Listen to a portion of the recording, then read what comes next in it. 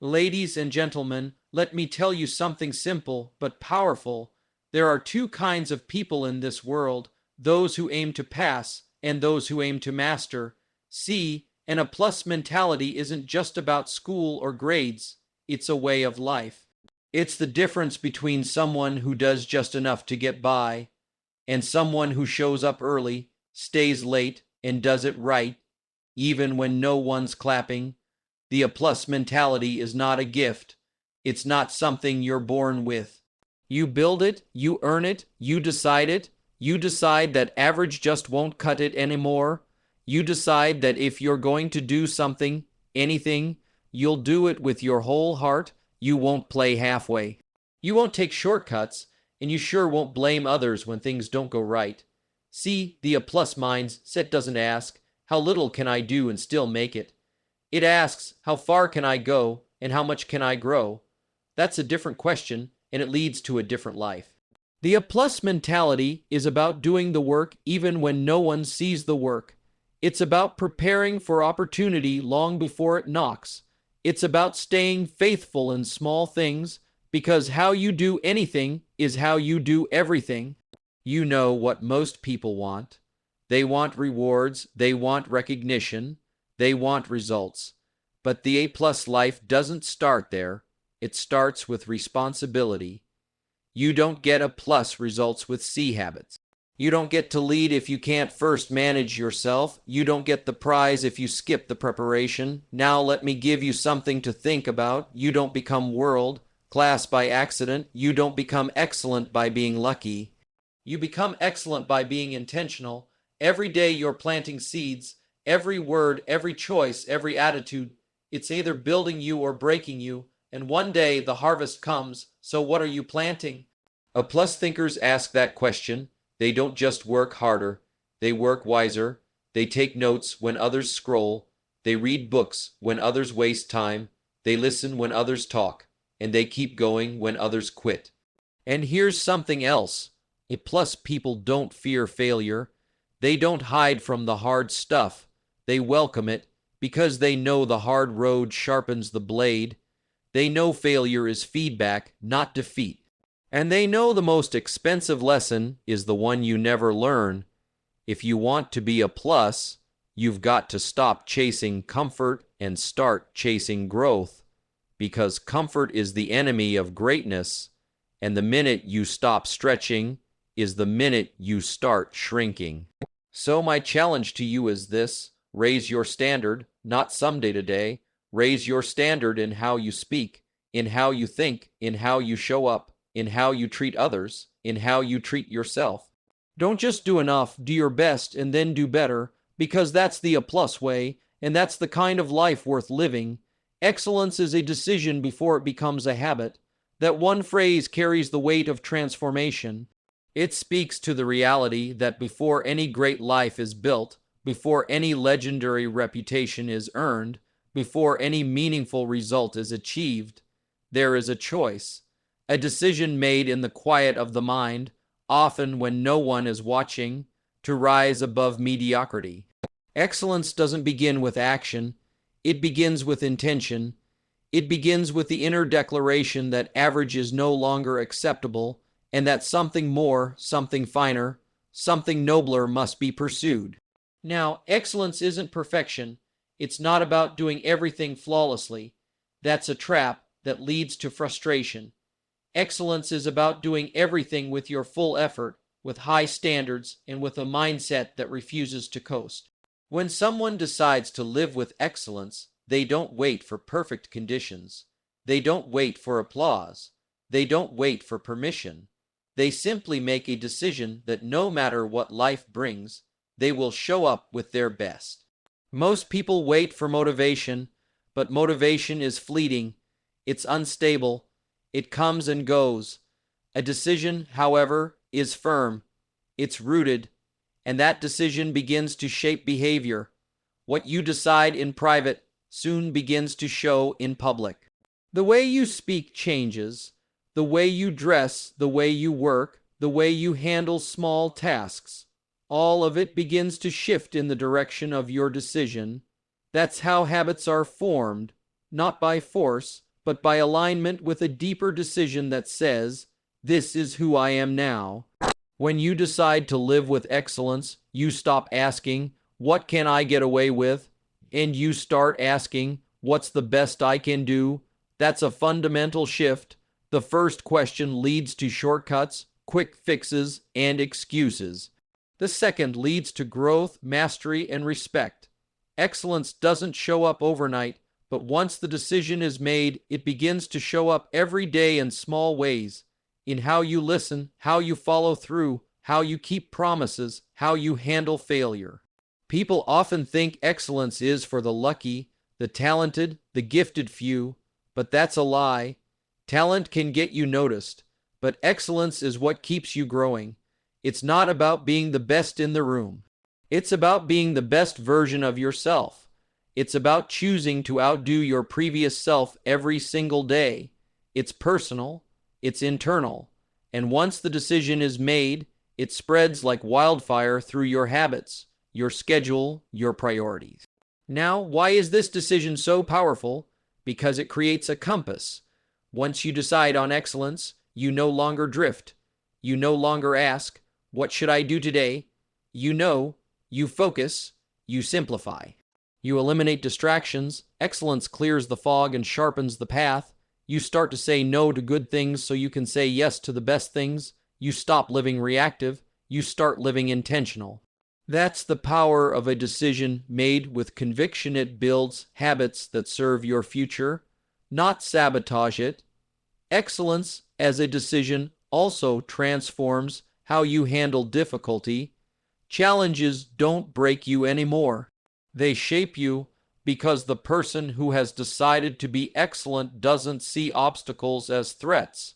They see them as training. They use failure as feedback. They take criticism and turn it into wisdom. The decision to pursue excellence strengthens your resilience. It makes you durable. It keeps you from quitting when progress feels slow, because you're no longer doing it for applause. You're doing it because it's who you are now. One of the beautiful things about deciding to be excellent is that it creates momentum. It makes discipline easier. You're not forcing good habits. You're feeding them. You've already decided. You don't have to negotiate every morning whether you're going to give your best. You don't have to decide daily whether to put in the effort. The decision was made once, and now it guides the many. That's how powerful a real decision is. It simplifies 1,000 small choices. But here's the other side. If you don't make the decision, the world will make it for you. You'll get pulled by the urgent instead of led by the important. You'll drift into comfort zones. You'll settle for good enough. You'll fall into habits that are safe but never fulfilling. That's why deciding on excellence is urgent. It's not a someday idea. It's a today responsibility. You can't outsource it. You can't wait for someone to give it to you. You must own it, choose it, commit to it, and once you do, things begin to change. People start to notice. Doors begin to open, not because you're lucky, but because you're consistent. You become someone people can count on. You build trust. You earn respect. You create opportunities by the way you show up, not just in big moments, but in small ones. That's where excellence is proven. In the unnoticed moments, the thankless efforts, the unseen preparation. That's where it's built. That's where it becomes habit. And over time, that decision becomes part of your identity. Excellence isn't just something you pursue, it becomes who you are. You don't even think about it anymore. It's your reflex. It's your rhythm. The habit has taken root. And people begin to say, "That person, they do things with excellence." They'll see the results, but what they won't see is the decision you made long ago, the inner shift, the quiet commitment, the decision that nobody else heard, but that changed everything. It always starts there. Not with applause, not with talent, not with perfect timing, but with a decision that says, "I'm going to raise my standards, I'm going to live on purpose, I'm going to give more than I'm asked, I'm going to build something I can be proud of." That one decision will shape every part of your life. And when you stay faithful to it long enough, the habits will follow, and the life you build will speak for itself. Discipline turns potential into performance. It's not talent alone that creates results. It's not potential that brings fulfillment. It's discipline, the steady, daily choice to do what needs to be done, even when emotions say otherwise. You can be full of gifts, full of energy, full of ambition, but without discipline, it stays locked up inside. Potential is raw material. Discipline is the hammer and chisel that shapes it into something valuable. People admire potential, but potential without discipline becomes regret. It's exciting to hear about someone's promise, someone's dream, someone's great vision, but potential is the beginning, not the finish line. Potential says, this could be. Discipline says, let's make it happen. One is the possibility, the other is the process, and it's only through the process that possibility turns into performance. Greatness doesn't just show up. It's forged in routine, in resistance, in repetition. Discipline is what separates those who could have from those who did. The person who gets up early to practice when no one's watching. The one who finishes the work even when it's boring. The one who keeps the promise made in motivation long after the feeling fades. That's where performance is built, not on inspiration alone, but on structure, on habits, on consistency. Talent opens the door. Discipline walks through it every day. The world is full of people with big dreams and small habits, full of people who talk about goals but never build the structure to reach them because potential feels good. It feels inspiring, but it doesn't demand much. Discipline demands. It calls for effort. It calls for sacrifice. It calls for showing up when you don't feel like it. But that's the path. That's the way you go from being full of potential to becoming full of performance. Discipline teaches your mind and body who's in charge. It says, we don't wait for ideal conditions. It says, we don't rely on moods. It says, we do the work because we said we would. And every time you follow through, even in small things, you build strength. You build trust with yourself. That's performance. And over time, that inner trust becomes your foundation. You know you'll show up. You know you'll push forward. That's how confidence is built. Not by wishing, but by working. Potential can't be measured until it's tested by discipline. You don't know how strong you are until you face resistance. You don't know how far you can go until you push past comfort. Discipline gives you that push. It creates the edge. It builds stamina. It develops skill. It transforms the invisible into the visible, the unseen hours into visible results, the internal desire into external outcomes. That's the journey of transformation. When you look at someone who performs at a high level, whether it's in sports, business, leadership, art, it's easy to say they're gifted, but what you don't see are the hours, the routine, the early mornings, the repetition, the setbacks, the corrections. That's all discipline. That's what produces the final result. The performance you admire is the result of private victories stacked on top of one another. Day after day, discipline creates focus. It takes scattered energy and directs it with purpose. It tells your time where to go. It tells your energy what matters. Without discipline, your potential is spread thin. A little here, a little there, but never enough concentrated effort to make something excellent. But discipline narrows the focus. It prioritizes. It protects what's important, and in doing so, it builds momentum. It builds mastery. It builds results. And the beauty of discipline is that it compounds. Just like interest in a bank account, discipline, when applied daily, multiplies. You may not see the results in the beginning.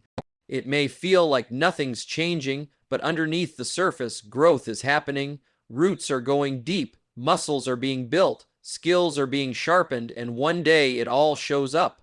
The performance becomes undeniable. But it wasn't luck. It was consistency. Discipline also creates clarity. It filters distractions. It helps you say no to what doesn't matter, because when you're committed to performance, you can't afford to waste time. You can't afford to live on autopilot. You start asking better questions. Does this help me grow? Does this move me forward? Does this align with my purpose? Those are the questions of someone who has chosen discipline over potential. And those questions shape a different kind of life. Potential is static. It stays where it is unless acted upon. Discipline is motion. It's force. It creates progress. It's the difference between having a dream and building a dream. The person with discipline may not always be the most talented, but they will always be the most dependable. And over time, that dependability becomes more valuable than raw talent, because performance isn't about flashes of brilliance. It's about reliable excellence. The truth is, discipline is rarely glamorous. It's not loud. It doesn't always feel exciting, but it's powerful. It builds character. It builds durability. It helps you show up the same on your worst days as you do on your best. That's performance, not perfection but stability, not drama but direction, not intensity once in a while but consistency over time. That's what wins. That's what lasts. And discipline isn't something you're born with. It's something you train, one decision at a time, one habit at a time, one morning at a time, and every time you choose it, it gets easier. Every time you follow through, you get stronger. Every time you resist the excuse, you raise the standard, until it becomes who you are, until it becomes natural, until it becomes automatic. That's when potential is fully unlocked. That's when performance becomes who you are. The bridge between what you could be and what you are is built by discipline. The more disciplined you are, the stronger that bridge becomes. It's not about doing everything. It's about doing the right things over and over again until they produce the results you've been dreaming about. Not once, not twice, but every single time it's required. That's where performance comes from. Not a moment of brilliance, but a life of discipline.